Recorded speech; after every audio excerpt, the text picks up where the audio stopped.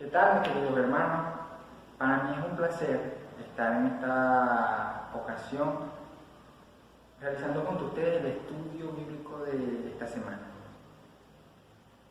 Hoy vamos a estar estudiando un versículo que es muy hermoso, es muy bonito. Además, yo sé que muchos nos hemos sentido identificados con este pasaje en alguna ocasión y estoy seguro que más de uno se lo sabe de memoria. Me refiero al Salmo 23. Así que por favor abran su Biblia y vamos a ubicarnos juntos en el Salmo 23. Este salmo, como bien lo dice el subtítulo, Salmo de David, fue redactado por el rey David. Y muchos autores están de acuerdo en que fue escrito cuando ya David era un rey. Aunque no hay certeza de eso, a mí me gustaría pensar que sí, que David escribió este salmo cuando en una posición de madurez, recordando esos tiempos cuando él era un simple pastor. Y que además, a pesar de su posición como rey, él se sentía como una simple ovejita, guiada por este gran pastor que es Jehová. Cuando nosotros pasamos por estas líneas, se nos hace imposible sentirnos identificados con estas palabras, hacer nuestra, apropiarnos de estas promesas tan hermosas. Y eso está muy bien, este salmo es poderosísimo, tiene gran importancia.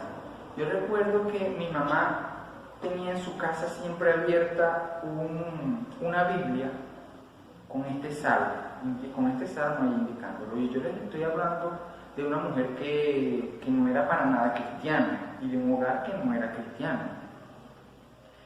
Lo que significa que este salmo, aún para las personas inconversas, aquellos que no han conocido a Jesucristo para salvación, también le encuentran un hermoso significado, es importante también para ellos. Miren, a lo que yo me refiero. Mientras nosotros estamos realizando este estudio, no sabemos cuántos enfermos y familiares están en una sala de hospital sintiendo alivio, sintiendo confort, sintiéndose confortados por estas palabras, por este salmo.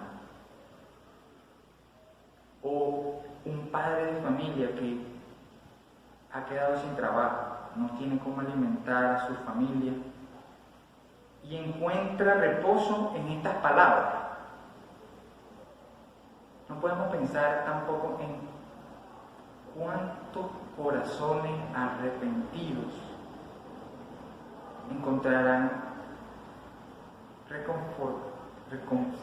reconfortados aún dentro de las cárceles. Este salmo tiene un gran poder y es muy bellísimo y muy importante. Y cuando lo leemos, de una vez nos sentimos identificados con David. Pero en esta ocasión yo quiero que hagamos un ejercicio de interpretación un poco diferente. ¿Qué les parece si leemos el Salmo 23 como si lo estuviera leyendo Jesús? Como si el mismísimo Señor Jesús estuviera leyendo esta porción de las Escrituras. No fue que a mí se me haya ocurrido esto, pues si leemos Lucas, si nos vamos a Lucas 24, 44, allí vamos a encontrar que el Señor Jesús le dijo a sus discípulos que toda la ley, los profetas y los salmos hablaban de Él, lo anunciaban. De manera que al leer este salmo deberíamos encontrarnos al Mesías, aquí proclamado. Más aún, pudiéramos imaginarnos qué pasaba por el corazón del Señor cuando leía estas palabras, cuando leía este salmo de David. De manera que el Señor llega, Jesucristo llega, porque les recuerdo que Jesucristo conocía la palabra. El Señor tuvo que haber leído este salmo no una, sino quién sabe cuántas veces. Llega el Señor Jesucristo y dice: el Señor Jehová es mi pastor. Tan solo en la primera frase, Jehová es mi pastor. Ya aquí Jesucristo se está proclamando a sí mismo como el Cordero de Dios. Según el Antiguo Testamento, el Cordero que sería sacrificado por la expiación de nuestros pecados. El Señor Jesucristo se le hacía imposible recordar las palabras de Juan el Bautista allá en Juan 1:29, cuando dijo: he aquí el Cordero de Dios que quita los pecados del mundo. Jesucristo se estaba poniendo delante de la humanidad y estaba exclamando: yo soy ese Cordero que será entregado por el pecado de muchos.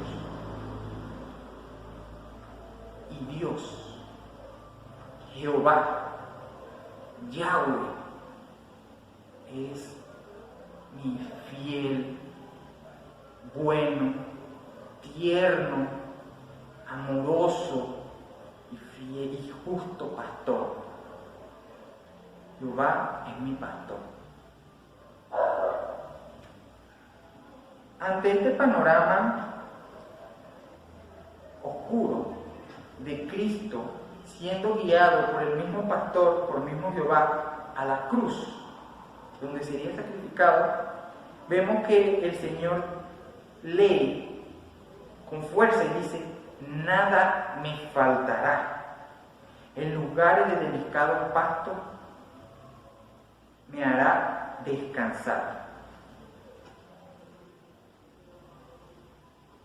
Ante este regalo que es el sacrificio de Jesús, ese Hijo de Dios que nos era entregado a nosotros, podemos pensar: ¿qué más nos puede faltar? Yo recuerdo que cuando yo estaba trabajando en Colombia, yo le trabajé al técnico de la selección de Colombia, de la selección de fútbol. Y él me hacía pasar a su casa y yo veía ese hogar hermoso, una hermosa casota grandota, con tremendas camionetotas. Cada uno de sus hijos tenía una niñera, una nani, que llaman ellos allá. Y ante los ojos de cualquiera, pudiéramos pensar que de estas personas es que está hablando el Salmo cuando dicen: nada me faltará, porque pareciera que a ellos nada les falta.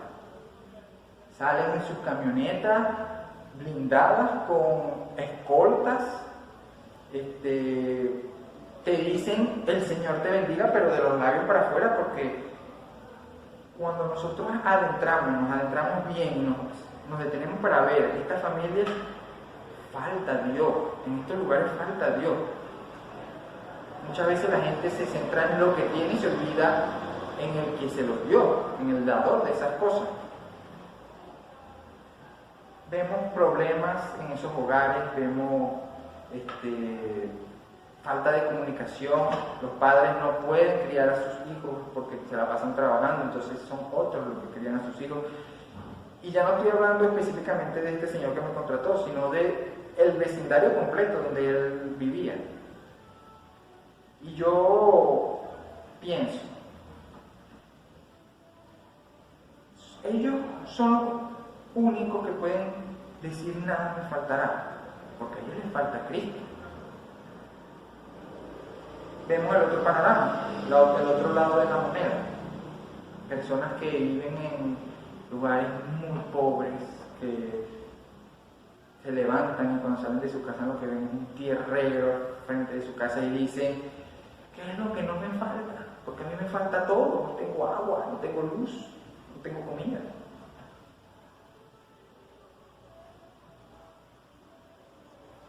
queridos hermanos, yo les quiero recordar que nosotros tenemos todo, porque tenemos a Cristo. Tenemos ese Cordero de Dios que fue entregado para limpiar nuestros pecados. Y entonces, ¿qué le podría faltar a ese Cordero de Dios? Nada me faltará, dice el Señor Jesucristo. Él era el Hijo de Dios. ¿Qué le podría faltar? Lucas 9:57 y Mateo 8, del 18 al 20, nos dice que las zorras tienen sus madrigueras y que los pájaros tienen sus nidos, pero que el Hijo del hombre no tiene dónde recostar su cabeza. Y aún así el Señor nos dice, el Señor Jesucristo lee y dice, nada me faltará. En lugar de delicados pastos me harás descansar. No tenía dónde recostar su cabeza, pero el Señor, pero Dios lo hacía descansar. La imagen aquí es de una oveja que está reposando en un lugar de abundante alimento. Cuando las ovejas doblan sus patitas y se acuestan, es porque se sienten cómodas, porque se sienten seguras y protegidas. Una oveja no se va a echar si siente desconfianza o temor. Las ovejas son animales muy nerviosos. Entonces, el Señor, Jehová, Dios, es este pastor que le ofrece seguridad, tranquilidad y alimento a su rebaño. Es ese buen pastor. Junto a aguas de reposo, me pastoreará. La imagen es de eso, un valle que tiene mucho verdor, mucho pasto verde y un arroyo que no es un agua estancada, no, es agua que fluyen pero que se mantienen en reposo, es un lugar de mucha tranquilidad. Y dice el versículo 3, confortará mi alma. En el hebreo original, la analogía, la figura aquí es, me devolverá el aliento, puesto que alma, la palabra alma significa respiración, aliento. Me devolverá el aliento. Y esto, mis queridos hermanos, para Jesucristo significaba algo muy diferente. Tan solo aquí podemos ver, en estos tres pasajes, en estos tres versículos, podemos ver la doctrina completa del milagro de la encarnación. Dios mismo hecho hombre.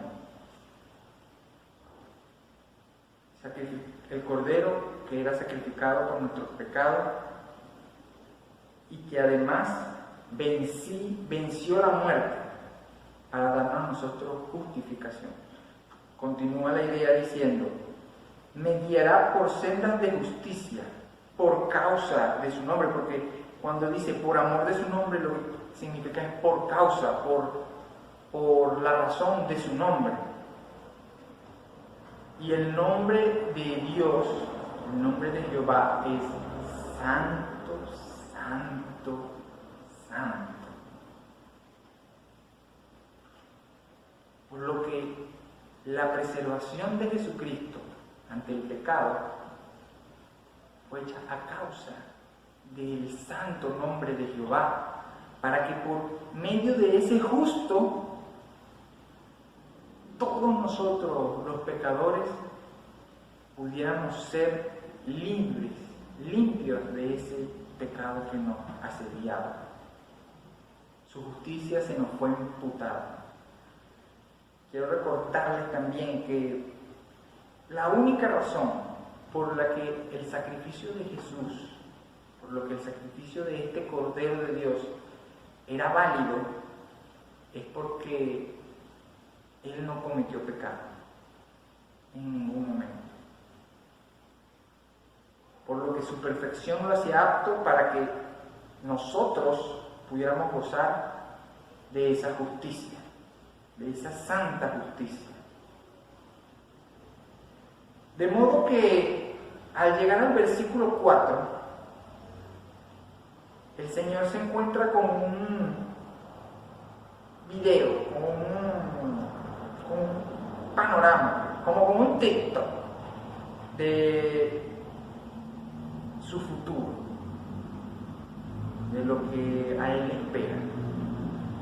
Veamos que el versículo 4 dice: aunque ande en valle de sombra de muerte.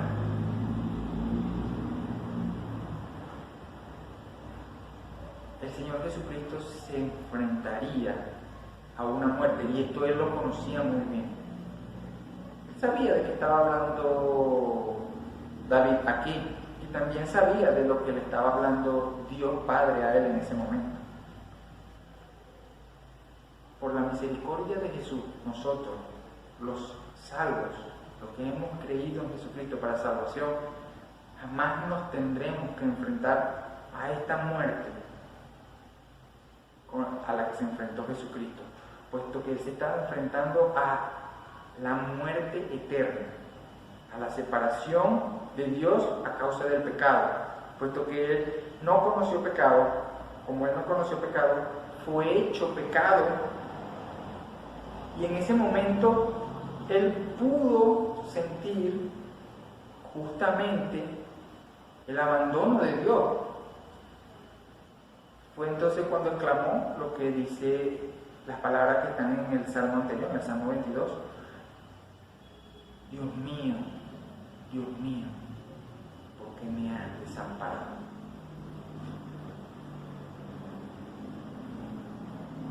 Él se pudo haber sentido desamparado y abandonado por el mismo Dios. Entonces estaba enfrentando a un gran castigo. Castigo que, por cierto, no era merecido.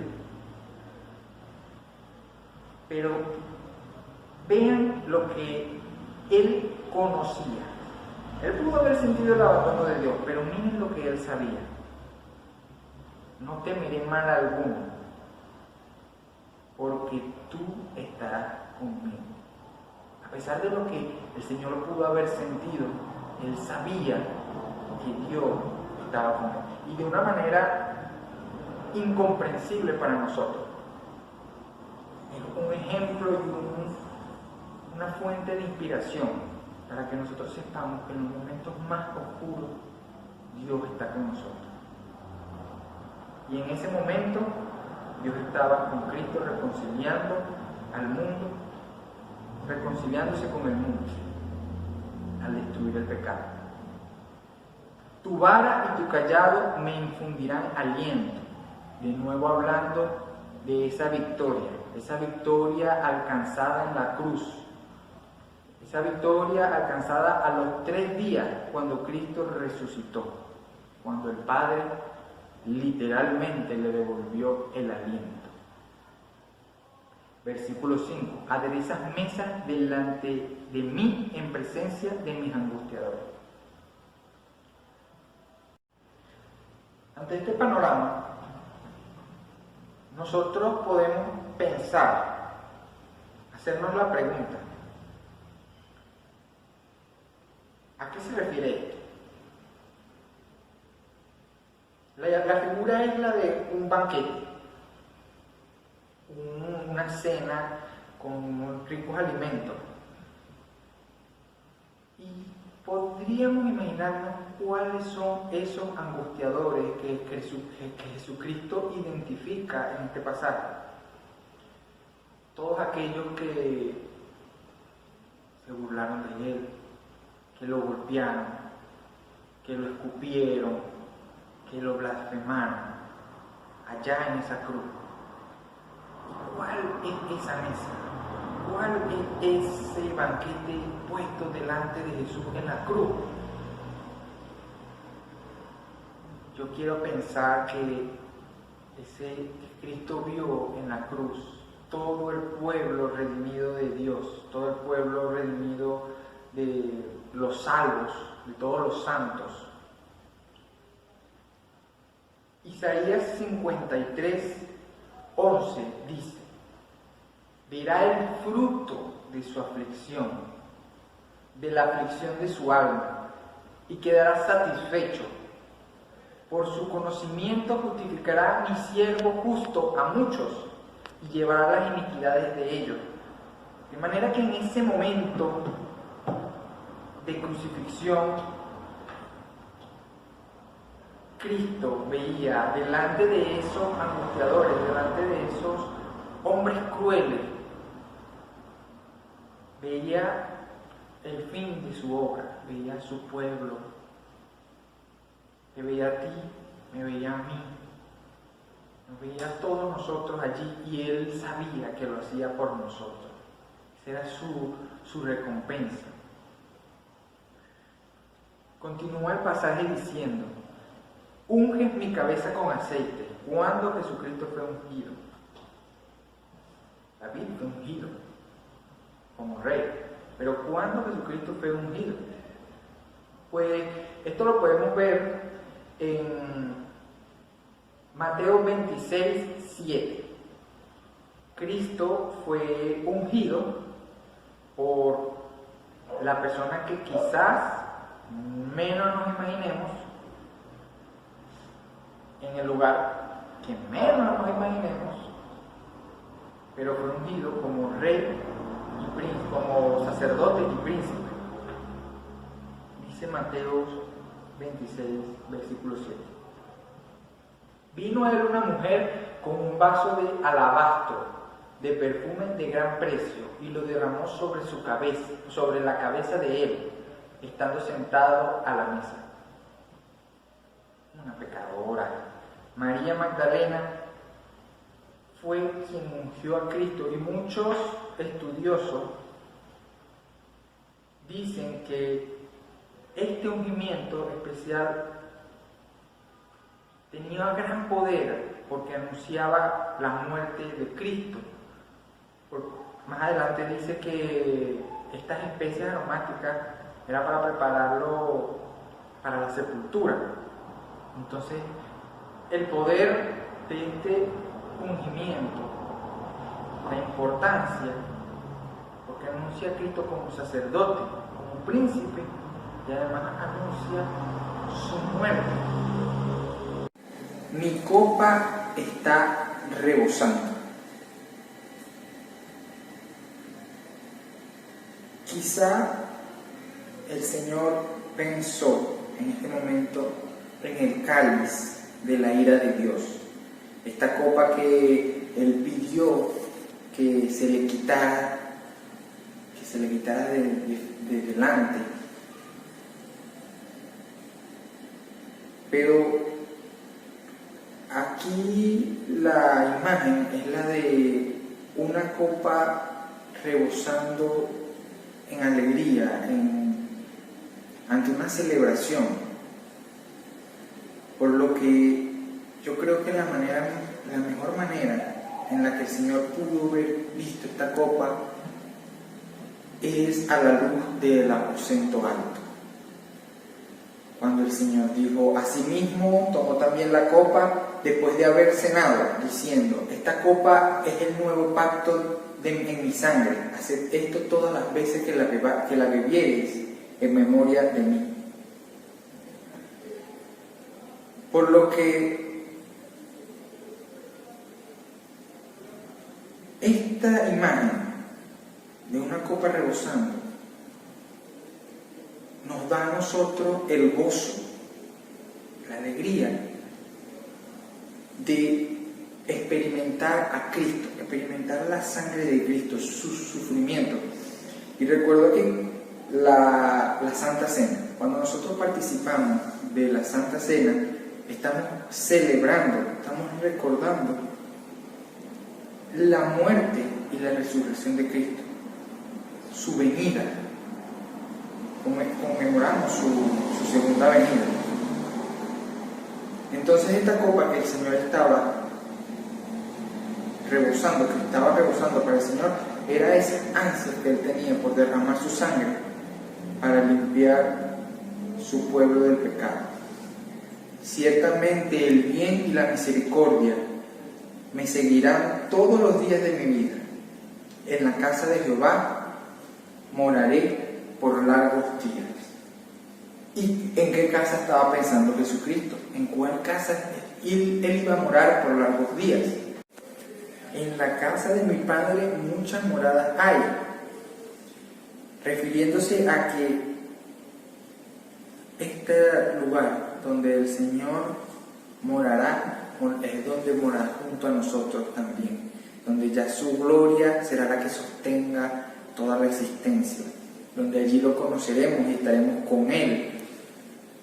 Y esa es la esperanza que el Señor tenía al leer este salmo, es la esperanza que Él nos transmite a nosotros. De esta manera podemos ver que en estos cortos 6 versículos, pudimos examinar el milagro de la encarnación, la resurrección, la expiación de nuestro pecado, de la manera en la que Cristo lo hubiese visto. Podemos tener confianza en que este buen pastor nos guiará por el resto de nuestras vidas y que confortará nuestras almas, nos hará descansar. También confiando en la promesa de que Cristo mismo limpió nuestros pecados. Ese es el gozo que tenemos en el Señor. Hasta aquí llegó este estudio. Que el Señor les bendiga, que el Señor conforte sus almas, que nada les falte en el Señor y que la gracia del Espíritu Santo abunde en todos ustedes. Oremos. Señor, te agradecemos, Padre, por tu cuidado y tu protección. Te agradecemos por Jesucristo, porque por su sacrificio y por el perdón que obtenemos gracias a Él, Señor. Que estas palabras sigan llenando de bendición nuestras vidas y haciendo un gran significado en la vida de muchas otras personas, que a través de estas palabras puedan llegar a ti y conocerte, Señor. En Cristo Jesús te pedimos que sigas bendiciendo este espacio y bendiga nuestra iglesia. Amén.